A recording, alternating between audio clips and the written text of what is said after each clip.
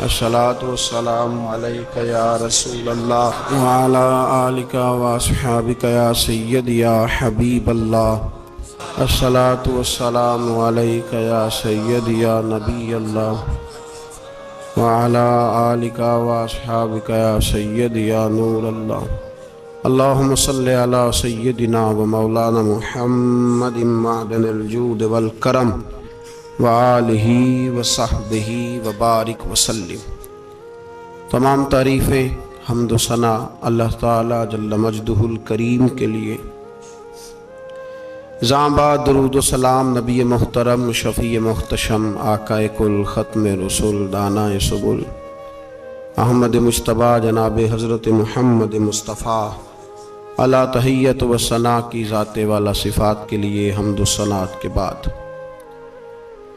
امت مسلمہ کی تشکیل کے جو عناصر قرآن مجید نے بیان فرمائے اور اس امت کی جو صفات خود رب کریم نے بیان فرمائی،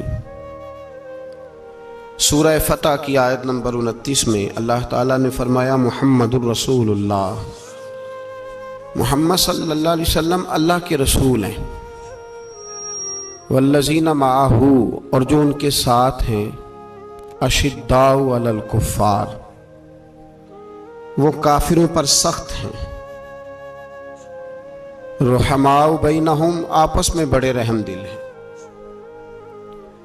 تراہم رکعا سجدا یبتغون فضلا من اللہ ورضوانا، فرمایا آپ انہیں رکوع کرتے ہوئے دیکھیں گے، سجدہ کرتے ہوئے دیکھیں گے، اللہ کا فضل اور اس کی رضا تلاش کرتے ہوئے دیکھیں گے۔ اللہ کریم نے جو صفات بیان کی خاص توجہ کے ساتھ اور تھوڑی سی اس کی گہرائی میں ذرا توجہ فرمائیے گا کہ جو ترتیب قرآن پاک نے عطا فرمائی، فرمایا والذین معہ جو ان کے ساتھ ہیں، ان کی پہلی صفت یہ ہے کہ اشداء علی الکفار وہ کافروں پہ سخت ہیں۔ پہلی صفت کیا ہے؟ نماز روزہ حج زکوٰۃ، اشداء علی الکفار کہ وہ کافروں پر سخت ہیں، رحماء بینہم دوسری صفت یہ کہ وہ آپس میں رحم دل ہیں، تراہم رکعا سجدا پھر آپ انہیں دیکھیں گے رکوع کرتے ہوئے اور سجدہ کرتے ہوئے۔ تو نماز کا ذکر تیسرے نمبر پہ آیا، رکوع سجود کا ذکر ایمان کے بعد جو پہلی بات ارشاد فرمائی وہ ہے اشداء علی الکفار کہ وہ کافروں پر سخت ہیں، کافروں پر وہ، یہ پہلی صفت ہے اہل ایمان کی۔ اعلیٰ حضرت فاضل بریلوی رحمت اللہ تعالی علیہ ہمیں سبق دیتے ہیں، فرماتے ہیں دشمن احمد پہ شدت کیجئے، دشمن احمد پہ اشداء علی الکفار، دشمن احمد پہ ہلکی پھلکی ان کے ساتھ نفرت نہیں، یہ قرآن مجید کا سبق ہے، دشمن احمد پہ شدت کیجئے، ملحدوں سے کیا مربت کیجئے، جو بے دین ہو جائے وہ مربت کے قابل۔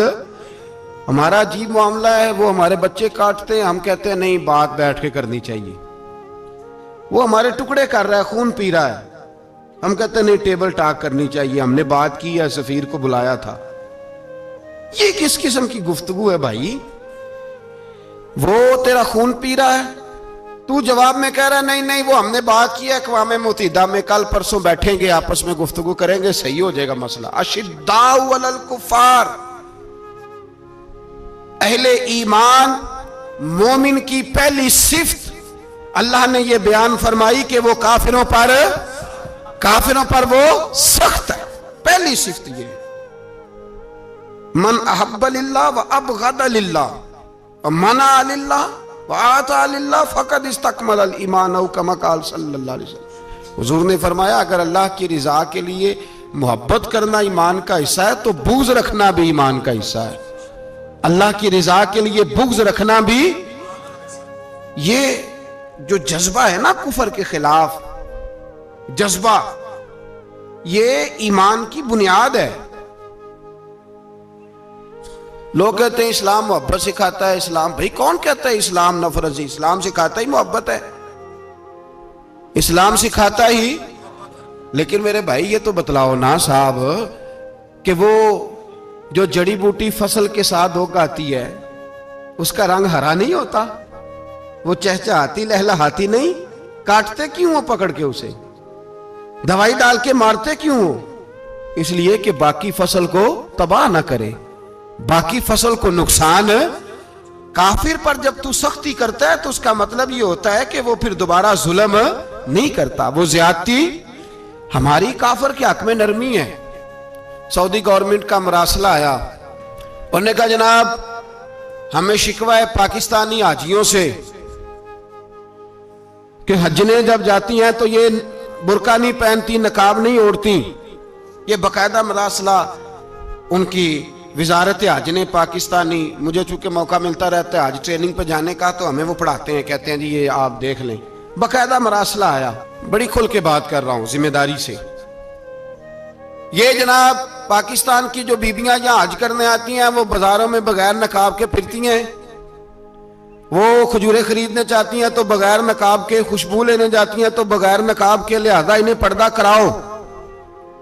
اگر کوئی بی بی بغیر پردے کے آئی، چلے ایام حج میں تو احرام کی حالت میں تو ہم قبول کر لیں گے، لیکن اگر اس کے علاوہ آئی تو ہو سکتا ہے ڈیبورٹ کر دی جائے۔ باقاعدہ مراسلہ۔ عام غریب ملک کی، پاکستان کی، انڈونیشیا کی، سوڈان کی بی بی بغیر پردے کے نہیں جا سکتی، پر ٹرمپ کی بی بی بغیر پردے کے سعودی عرب جا سکتی ہے۔ ہوں تو چپ کر گئے ہو نا، ویڈیو میری پہ بندی ہے، تو ہڈی نہیں، فکر نہ کریں، میں سچی بات کر رہا ہوں، سچی بات اور کھری کر رہا ہوں ذمہ داری سے۔ او بھائی اس کی بی بی پر کوئی پابندی نہیں، کوئی پابندی نہیں۔ وہاں تم نے تلواریں پکڑ کے رقص کر لیا، وہاں سب جائز تھا۔ اب تمہیں وہ کدھر گیا متوا جو بھاگ کے آتا ہے کہ گنبد کی طرف منہ نہ کرو؟ وہ کدھر گئے لوگ جو کہتے ہیں جناب دیکھو جی وہ مقدس پاک لوگ ہیں، خبردار ان کی بات نہ کرنا؟ کلیجہ روتا ہے، دل خون کے آنسو روتا ہے۔ اتنا بڑا حج کا اجتماع ہوا ہے، تمہیں کوئی توفیق نہیں تھی تو وہاں کہنا تھا اس کو، حج پڑھانے والے کو، خطبہ دینے والے کو کہ برما کے لیے دعائی کر دے، کہنا تھا اسے فلسطین کے لیے۔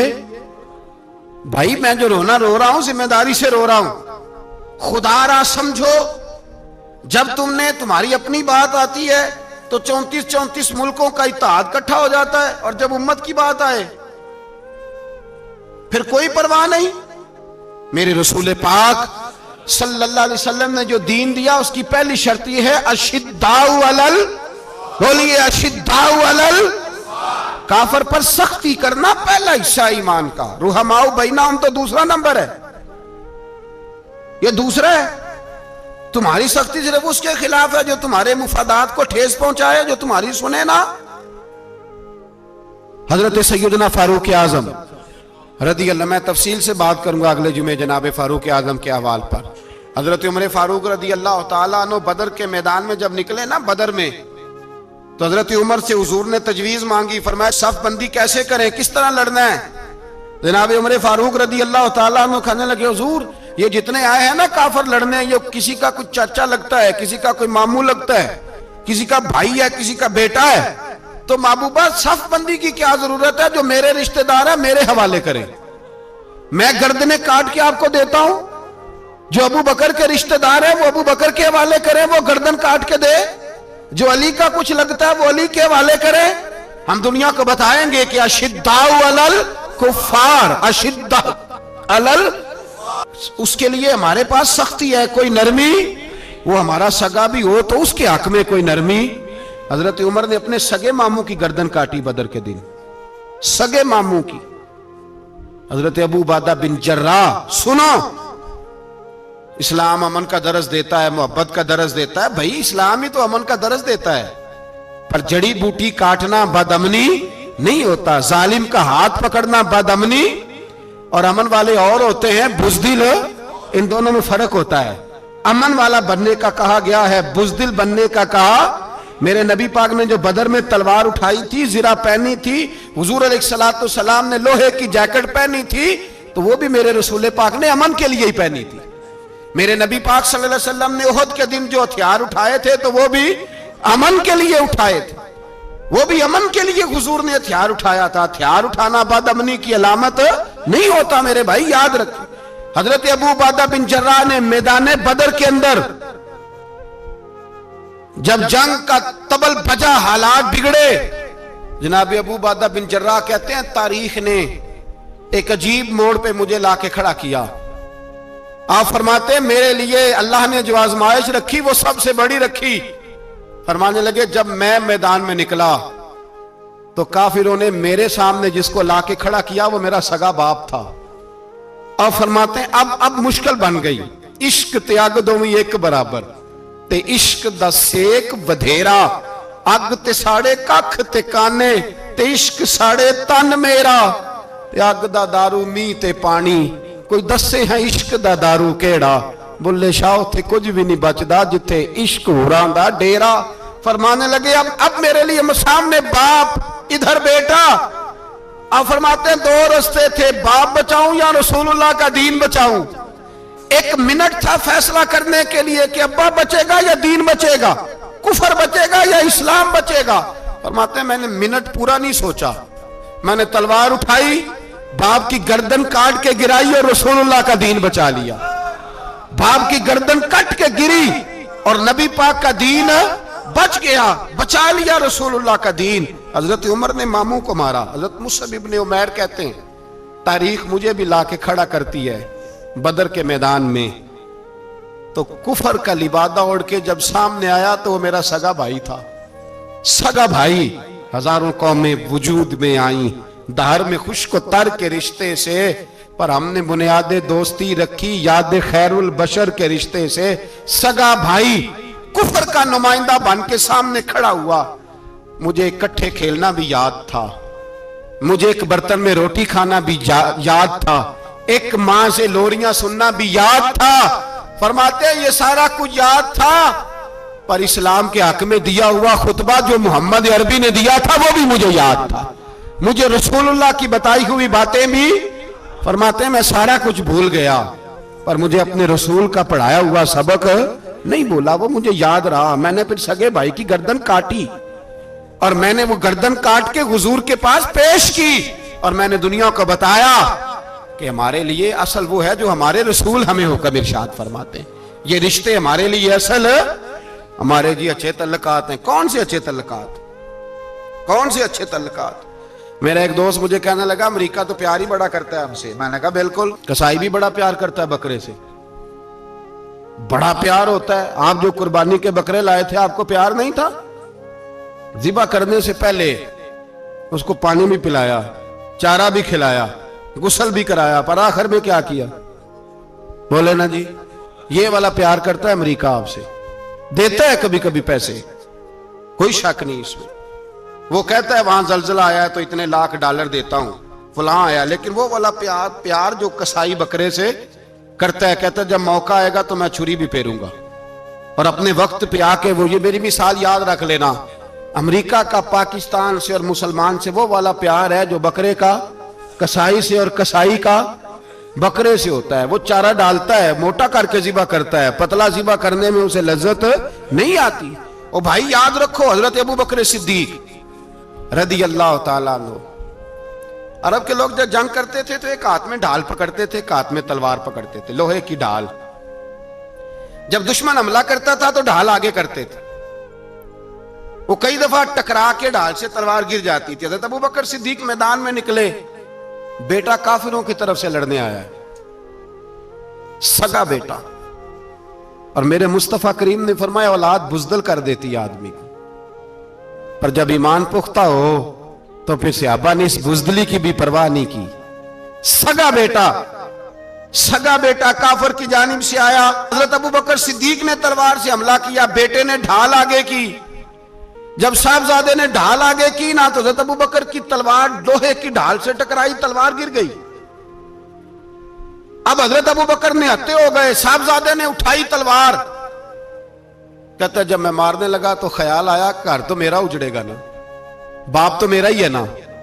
صاحبزادے کہتے ہیں میں ابو بکر صدیق کو چھوڑ کے چلا گیا, بعد میں مسلمان ہو گئے, کلمہ پڑھ لیا. ایک دن گھر میں بیٹھے تھے تو بات شروع ہو گئی, صاحبزادے کہنے لگے ابا جی وہ یاد ہے نا جب میری ڈھال سے آپ کی تلوار ٹکرائی تھی اور تلوار گر گئی تھی تو میں نے آپ کو باپ سمجھ کے چھوڑ دیا، میرا ہی گھر اجڑنا تھا باپ سمجھ کے۔ جناب صدیق اکبر رضی اللہ تعالیٰ عنہ، صاحب ابن شام نے لکھا ہے کہ اپنی سرین پر 2 دفعہ ہاتھ مارا، 2 دفعہ، کہنے لگے بیٹے تو اس وقت کافر تھا، تو نے مجھے چھوڑ دیا، میں جب واپس پلٹا تھا نا اسی دن اسی لمحے تو میرے دل میں خیال تھا کہ بیٹے نے تو چھوڑ دیا ہے، لیکن اگر بیٹا یوں میری تلوار کے نیچے آتا میں بیٹا سمجھ کے معاف نہ کرتا، کفر کا نمائندہ سمجھ کے قتل کر دیتا، اس لیے کہ میری نظر میں اگر کوئی اہمیت ہے تو رسول اللہ کے فرمان کی اہمیت ہے، باپ بیٹے اولاد کی کوئی اہمیت ہے؟ اشداء علی الکفار، کافر سے نفرت ہی نہیں ہوتی۔ یہاں تو موج لگ گئی ہے ایک عام نوجوان سے لے کے عام آدمی سے وزیر اعظم تک کی سوچ یہ ہے کہ رہائش امریکہ میں ہونی چاہیے، لندن میں ہونا چاہیے، بس یہی سوچ ہے۔ اب تو اللہ تبارک و تعالیٰ معاف کرے جس کے پاس پاسپورٹ ہے لندن کا، یورپ کا، وہ سمجھتا پتہ نہیں میں کون سی بلا ہوں۔ چھوڑو، کس چکر میں پڑ گئے ہو، کس طرف نکل گئے ہو؟ صدر صاحب امریکہ کے صدر کے ساتھ فوٹو کھچاتے ہیں تو وہ 2 فٹ اونچا ہو جاتے ہیں۔ بس کرو یار، یہ کمزور لوگوں کی علامت ہے، کمزور لوگوں کی۔ حضرت عمر فاروق رضی اللہ، مجھے پلٹ کے یاد آتے ہیں سیدنا فاروق اعظم، حضرت فاروق اعظم رضی اللہ تعالیٰ عنہ سے عیسائی بادشاہ نے کہا میں ملنا چاہتا ہوں، آپ فرمانے لگے ٹائم نہیں، جو تجھے ملنا ہے وہ مدینے کے غریبوں کو نہ ملوں گا، وہ رسول اللہ کے نوکروں کو نہیں ملوں گا، تجھے مل کے کیا کرنا ہے؟ میں انہیں ملوں گا جن کے لبوں پہ رسول اللہ کا درود جاری ہے، جو مصطفیٰ سے پیار کرتے ہیں، مجھے تجھ سے ملنے کی کوئی ضرورت ہے؟ ہمارے ہاں وہ نفرت نہیں کفر کے لیے جو مسلمان کے دل میں ہونی چاہیے، وہ مزاج ہی نہیں ہمارا، وہ شعور ہی نہیں۔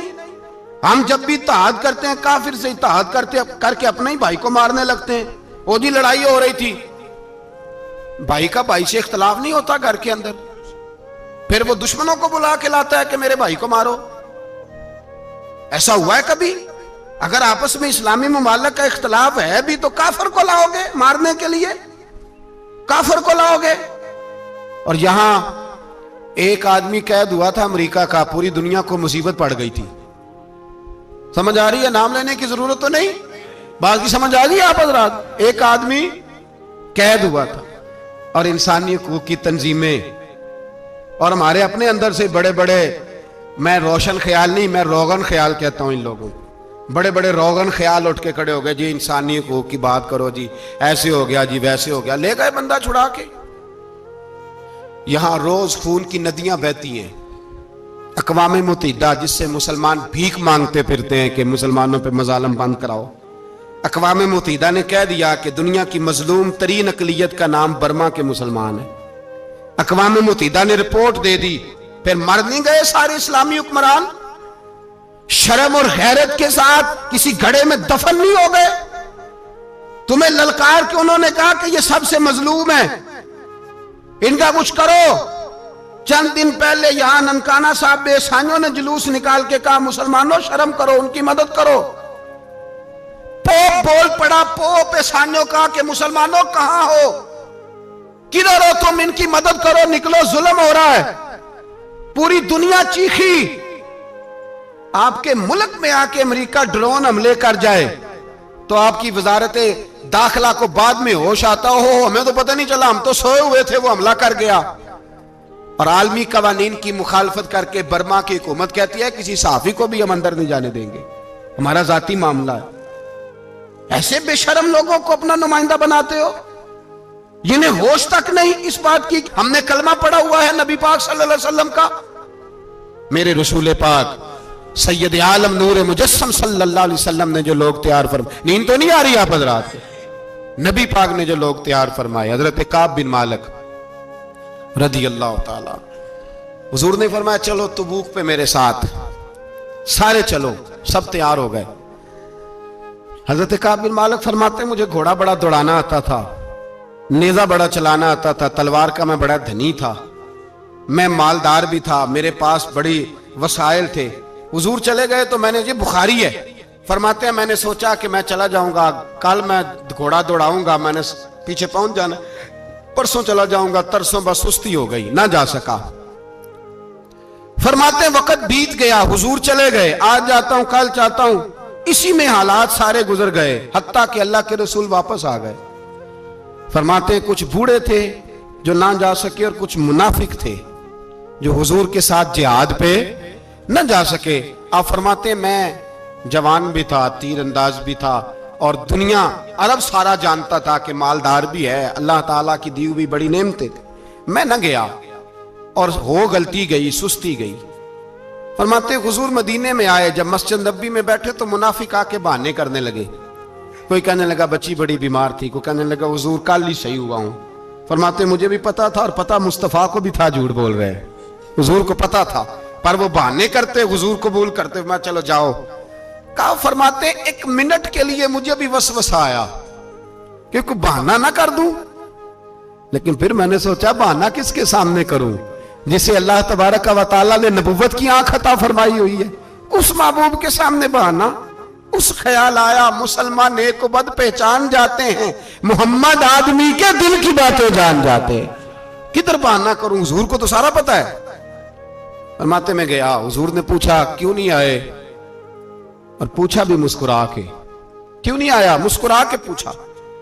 فرماتے ہیں میں نے سچ سچ بولا, میں نے کہا یا رسول اللہ سستی ہو گئی, حضور غلطی ہو گئی.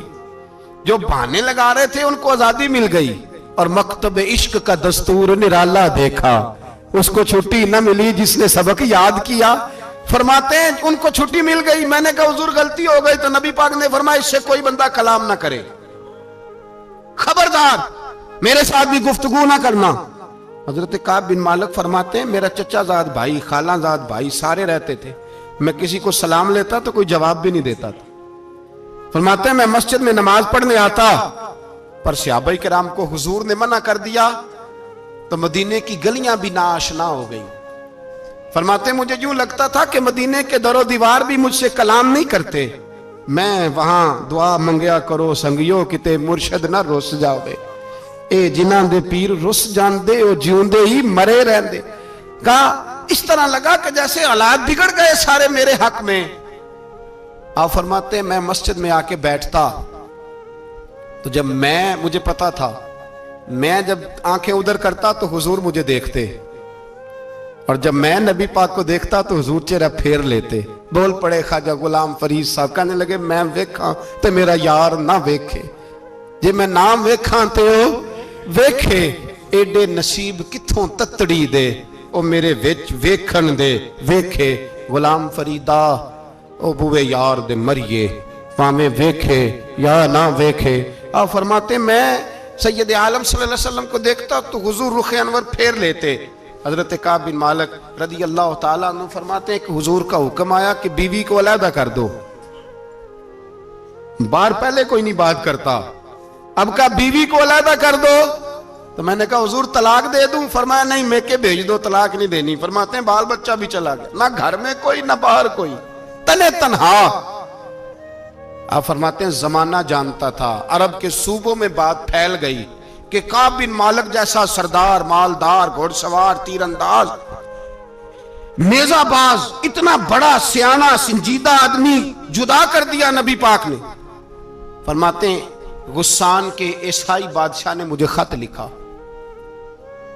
حضرت کعب فرماتے ہیں بڑی آزمائش تھی, پر یہ مصیبت سب سے بڑی تھی.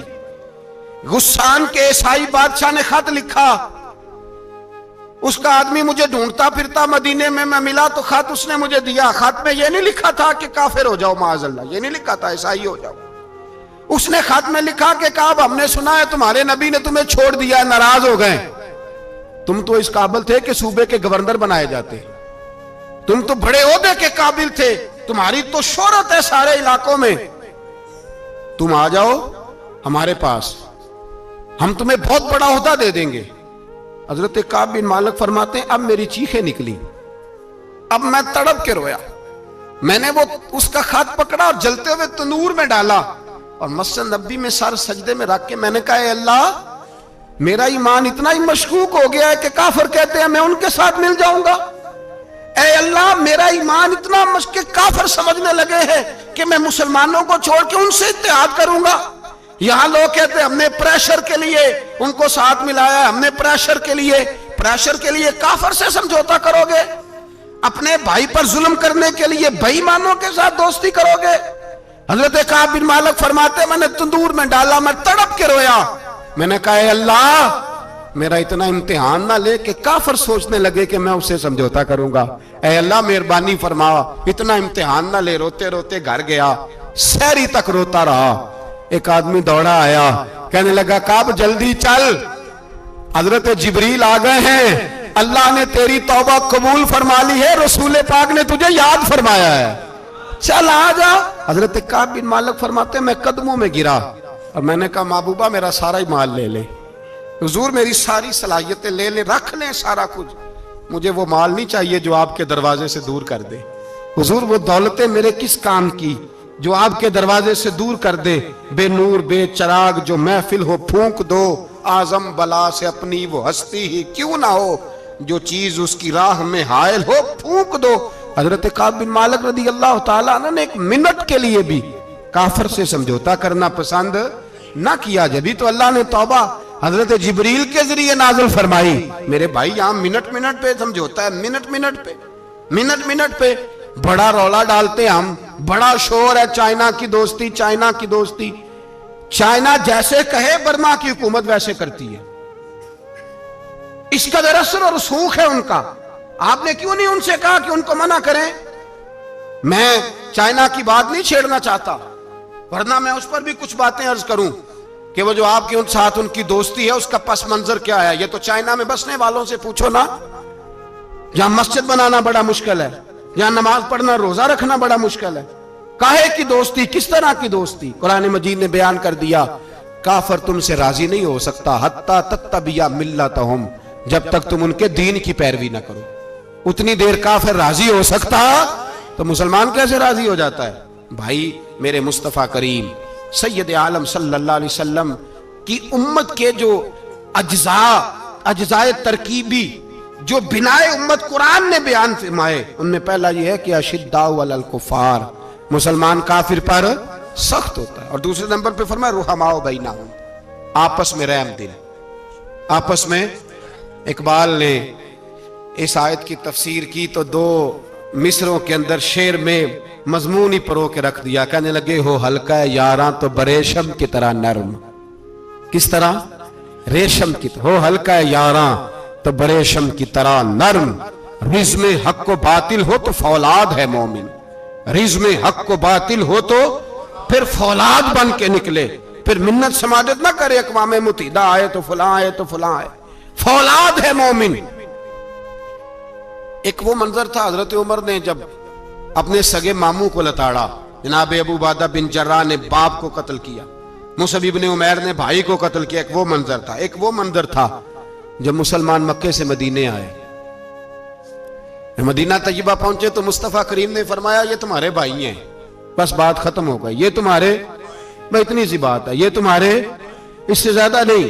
کوئی لمبا خطبہ نہیں نبی پاک نے دیا. فرمایا یہ تمہارے, اپنے بھائیوں کی مدد کرو. حد ہو گئی مدد کرنے کی.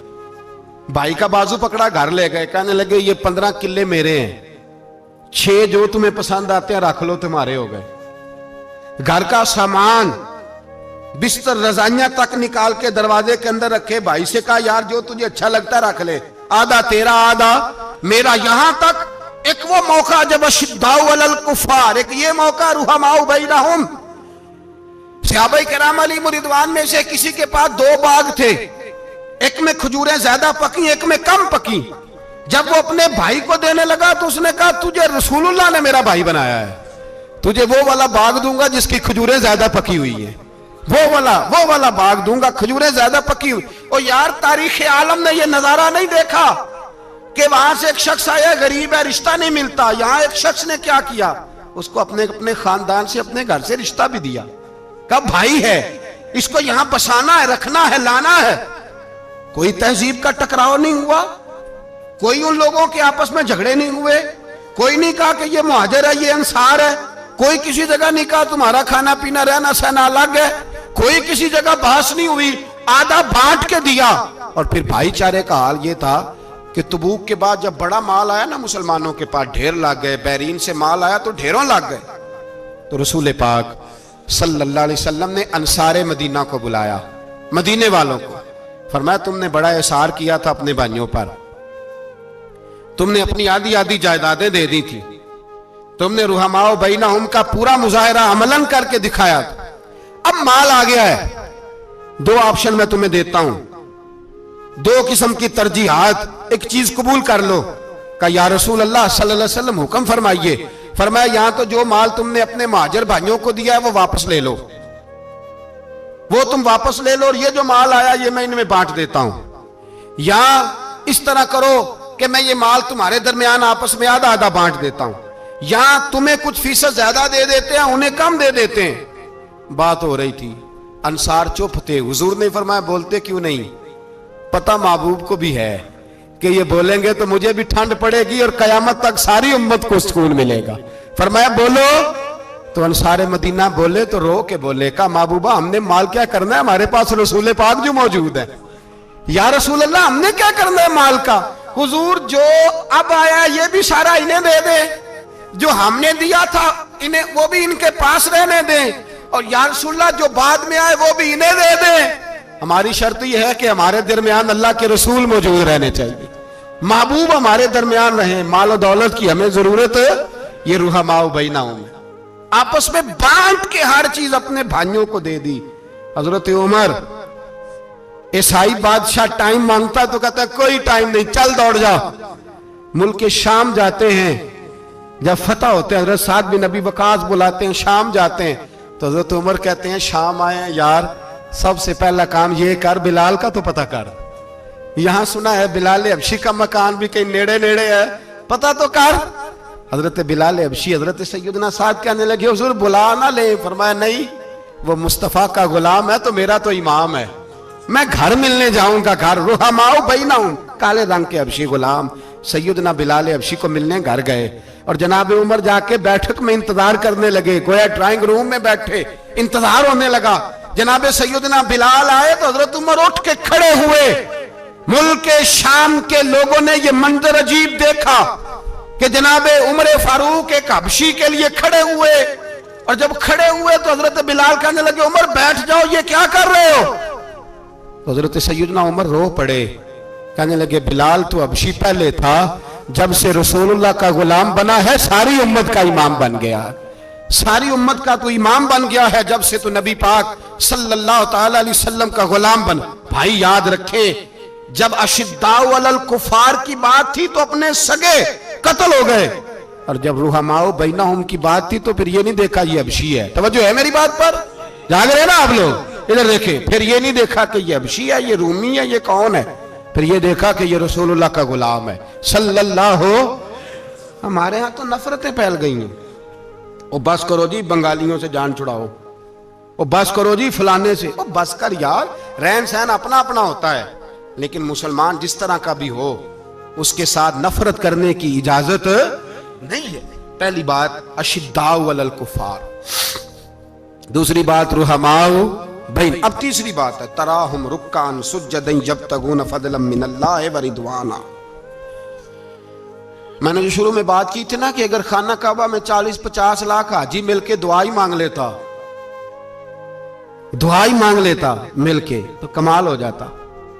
حضرت ابو بکر صدیق رضی اللہ تعالیٰ عنہ سے کسی نے پوچھا تھا بدر میں فتح کیسے ہوئی. اب بھی مسلمان کہتے ہیں نہیں جی کیسے لڑیں گے جی, ہمیں اپنا بڑا مسئلہ ہے. یہ کمزور لوگوں کی باتیں ہیں, کمزور جو خدا والے ہوتے ہیں ان کی یہ سوچ نہیں ہوتی. یہ آرزوئے کرم اور میں آپ سے کروں, یہ بھیک اس کو جیتیے جس کا خدا نہ ہو. یہ کمزور لوگ ہیں جو کہتے ہیں نہیں کیسے ہوگا, کس طرح ہوگا, جن کو پتا ہو کہ ہماری غیبی طاقت ہے. ہماری حضرت ابو بکر صدیق رضی اللہ تعالیٰ پوچھا جناب بدر میں کیسے جیت گئے, تلواریں زیادہ تھی, نیزے زیادہ تھے, یا آپ کو جاسوسی زیادہ تھی, پتہ زیادہ تھا کہ یوں قابو آئیں گے کافر. تو ابو بکر صدیق فرمانے لگے نہ نیزوں سے جیتے نہ تلواروں سے جیتے, ہم جو بدر میں جیتے ہیں تو مصطفیٰ کی نمازوں سے جیتے ہیں. ہمیں جو بدر میں کامیابی ملی تو رسول اللہ کی دعاؤں کی برکت سے ملی. فرمانے لگے کافر ساری رات شرابیں پیتے رہے, ساری رات وہ नाच गाने में मसरूफ रहे और मैं हुजूर के खेमे में मौजूद था। नबी पाक सारी रात नमाज पढ़ते रहे, सारी रात हुजूर नमाज पढ़ते रहे, सारी रात अल्लाह से दुआ करते रहे। फरमाया सुबह जो कामयाबी मिली तो ये मुस्तफा की नमाजों की बरकत से मिली। एक बुजुर्ग की मैं बात सुन रहा था, वो कह रहे थे अब नमाजें इबादतें रियाजतें बाद में करना, पहले जिहाद करो। कह रहे थे अब निकल कर खानकाहों से अदा का रस्म शब्बीरी, इबादतें रियाजतें तिलावतें दुरूद बाद में होगा, पहले जिहाद। तो मैंने कहा साहब इबादतें तिलावतें दुरूद हो कहां रहा है, पहले वो जगह तो बताएं। खानकाहों पे तो उर्स हो रहा है, साल के बाद ढोल लग रहा है। वो जो जमाना था ना कि खानका शरीफ पे शाम तक कुरान मजीद खत्म होगा, फजर के बाद 50,000 दुरूद पढ़ा जाएगा। वहां लोग आए हैं तो वहां जिक्र करते करते लोग इस कदर मस्त हुए कि उन्हें होश ही नहीं कहां के कहां गए। वो तो दौर खत्म हो गया। अब कहां है खानका में, अब तो नजर नियाज रह गई, खत्म शरीफ रह गया, उर्स पाक रह गया, बाकी तो मामला खत्म है। वो कहां गया मामला सारा? भाई दुआएं इल्तजाएं। शहाबुद्दीन गौरी से पूछा जनाब फतह कैसे हुई? कहने लगे ख्वाजा मोइनुद्दीन अजमेरी की दुआओं की बरकत से। फरमाते हैं बाबा दुआ मांगता था, हम जिहाद करते थे, अल्लाह कामयाबी दे देता था। भाई वो इबादत, वो रियाजत, वो मुसलमान जो रात को अपने रब को मना लिया करता था, वो अपनी इबादत के जोर पर अल्लाह तबारक व तआला की बारगाह में आहो जारी। हुजूर ने फरमाया अद्दुआ सलाहुल मोमिन, दुआ मोमिन का हथियार है। दुआ मोमिन का, बोल के बताना है, दुआ मोमिन का। फरमाया मोमिन ये हथियार चला सकता है, ये हथियार काफिर के पास मौजूद है। हजरत ज़ैद बिन हारसा रदी अल्लाह ताला अन्हु को ना पकड़ के कुछ काफिर उनको पकड़ के ले गए तो एक दरख्त के साथ बांध लिया। कहने लगे तुम्हें कत्ल करेंगे, हुजूर के सहाबी हैं रदी अल्लाह ताला। जब काफिर आपको कत्ल करने लगा ना तो उन्होंने दरख्त के साथ अच्छी तरीके से टांगे बांध ली, हाथ बांध लिए, गर्दन बांध ली।